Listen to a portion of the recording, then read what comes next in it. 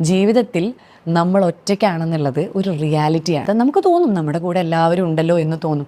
പക്ഷേ you have to realise നമ്മുടെ ആരോഗ്യവും നമ്മുടെ പണവും നമ്മളെ കൊണ്ടുള്ള ആവശ്യങ്ങളും കഴിഞ്ഞ് നമ്മൾ ജീവിക്കേണ്ട ഒരു കാലഘട്ടം. ആ കാലഘട്ടത്തിലേക്കാണ് നമ്മളെ പ്രിപ്പയർ ചെയ്യേണ്ടത്. കാരണം ഇന്ന് ഞാൻ പറഞ്ഞാൽ എൻ്റെ മകൻ കേൾക്കും. ബിക്കോസ് അമ്മ ഈസ് പ്രൊവൈഡിങ് ഫോർ ഹിം. അല്ലേ? ഇന്ന് ഞാൻ പറഞ്ഞാൽ എൻ്റെ പേരൻസോ എൻ്റെ ബ്രദറോ കേൾക്കും. Because I have A stand in the society. അല്ലേ? പക്ഷേ നാളെ ഞാൻ ചിലപ്പോൾ കിടക്കയിൽ കിടന്ന് യൂറിൻ പാസ് ചെയ്യുന്ന ഒരു അവസ്ഥയിലേക്ക് ഗുരുവായൂരപ്പൻ എത്തിക്കാണ്ടിരിക്കട്ടെ. പക്ഷേ ഒരു സിറ്റുവേഷനിൽ നമ്മൾ എത്തിയാൽ നമ്മുടെ എന്ത് വാക്കിനാണ് പ്രാധാന്യം? എന്നെ കാണാൻ ആരാ വരേണ്ടത്? കാരണം നമ്മളെ കൊണ്ട് ഈ ലോകത്തിനോ സമൂഹത്തിനോ നമ്മുടെ അച്ഛനോ അമ്മയ്ക്കോ മക്കൾക്കോ ഭർത്താവിനോ ഒന്നും പ്രയോജനമില്ലാത്ത ഒരവസ്ഥയിലേക്ക് നമ്മൾ എത്തും.